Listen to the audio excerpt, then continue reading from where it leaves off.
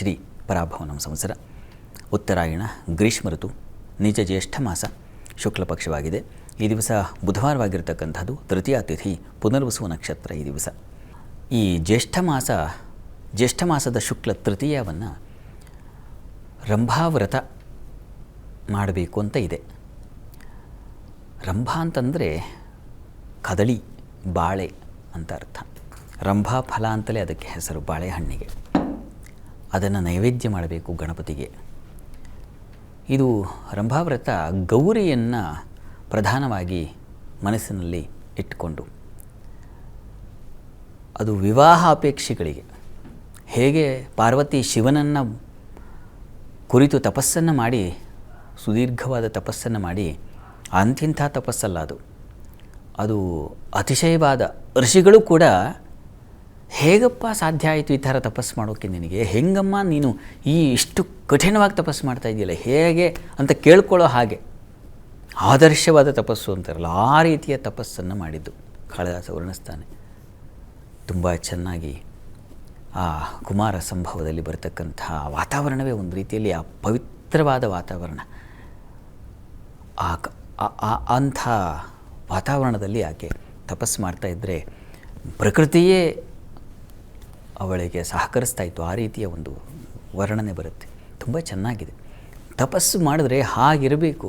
ನಾವು ಯಾವುದೋ ಗೌರಿ ಪೂಜೆ ಮಾಡಿದ್ವಿ ಅಥವಾ ಇನ್ನೇನೋ ಒಂದು ವಿವಾಹ ಅಪೇಕ್ಷೆಯಿಂದ ಸ್ವಯಂವರ ಪಾರ್ವತಿಯ ಕಲ್ಯಾಣವನ್ನು ಮಾಡಿಸಿದ್ವಿ ಅಥವಾ ಸ್ವಯಂವರ ಹೋಮ ಮಾಡಿಸಿದ್ವಿ ಅಂದರೆ ಕನಿಷ್ಠವಲ್ಲಿ 3-4 ಗಂಟೆಗಳ ಕಾಲ ನಡೆಯುವ ಪೂಜೆಯಲ್ಲಿ ಅಷ್ಟು ಸಮಯವನ್ನು ನಾವು ತೆತ್ತುಕೊಳ್ಬೇಕು. ಆ ಭಗವತಿ ಮುಂದೆ ಇನ್ನೆಲ್ಲವನ್ನು ಪಕ್ಕಕ್ಕಿಡಬೇಕು. ಮೊಬೈಲ್ ಮೊದಲು ಎತ್ತಿ ಬಿಸಾಕಬೇಕು. ಆಗ ಬರುತ್ತೆ ನಿಮಗೆ ಶ್ರದ್ಧೆ ಬರೋದು. ಯಾವಾಗ ಹೇಳಿ? ಒಂದು ಪೂಜೆ ಮಾಡ್ತಾ ಇದ್ದೀರಾ ಅಂದರೆ ಮನಸ್ಸಿನ ತುಂಬ ವಿಕಾರವೇ ತುಂಬಿಕೊಳ್ತಾ ಇದ್ದರೆ ಕಷ್ಟ ಆಗುತ್ತೆ. ಹೀಗಾಗಿ ಆ ಥರ ಇಂಥವು ಕಥೆಗಳನ್ನು ಕೇಳಿದಾಗ ನಾನು ಹೀಗೆ ಮಾಡಿದ್ರೆ ಅದು ಉಂಟಾಗುತ್ತೆ ಅಂತಕ್ಕಂಥ ಒಂದು ಮನಸ್ಸಿಗೆ ಒಂದು ಉನ್ನತಿ ಬರುತ್ತೆ, ಒಂದು ದೃಢತೆ, ನಿಶ್ಚಯತೆ ತಾನಾಗೇ ಬರುತ್ತೆ. ನೀವು ಎಷ್ಟು ಶ್ರದ್ಧೆ ಇಟ್ಟಿದ್ದೀರೋ ಅಷ್ಟು ಅತ್ಯುತ್ಕಟೈಹಿ ಪುಣ್ಯೈಹಿ ಅಂತ ಒಂದು ಮಾತಿದೆ.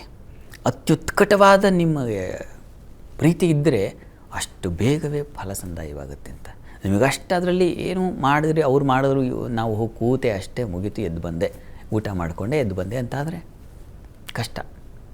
ನಿಮ್ಮ ಮನೆಯಲ್ಲೇ ಈ ದಿವಸ ಪೂಜೆ ಮಾಡುವಾಗ, ಗೌರಿ ಫೋಟೋಗಿಡುವಾಗ ಕನಿಷ್ಠ ಅಷ್ಟು ಒಂದು 20 ನಿಮಿಷವಾದರೂ ನೀವು ಸಮಯವನ್ನು ಇನ್ವೆಸ್ಟ್ ಮಾಡಿಪ್ಪ. ಪೂಜೆಗಾಗಿ ಇನ್ವೆಸ್ಟ್ ಮಾಡಿ. ಎಲ್ಲೋ ಹೂಡಿಕೆ ಮಾಡಿದ್ದೀರಲ್ಲ ನೀವು ದುಡ್ಡನ್ನು, ಅಷ್ಟೆಲ್ಲ ಶ್ರಮ ಬೆವರು ಹರಿಸಿ ದುಡಿದ ದುಡ್ಡನ್ನು ಯಾವುದೋ ಒಂದು ಕಾರಣಕ್ಕೆ ಇನ್ವೆಸ್ಟ್ ಮಾಡ್ತೀರಿ. ಯಾಕಾಗಿ? ಲಾಭಕ್ಕಾಗಿ ಅಂತ.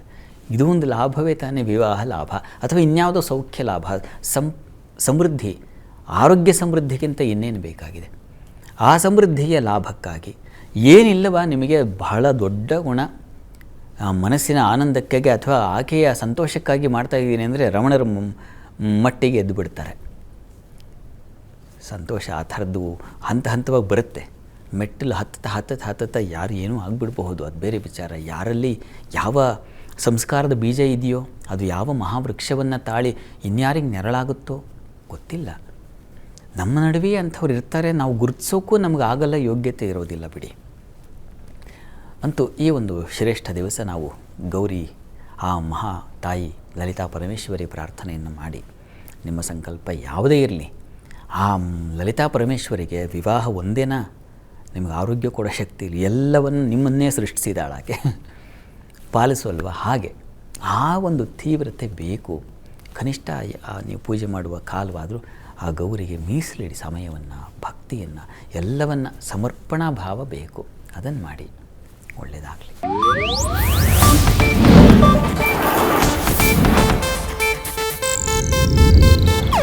ಇದು ಏಷ್ಯಾನೆಟ್ ನ್ಯೂಸ್ ನೆಟ್ವರ್ಕ್ ಪ್ರಸ್ತುತಿ.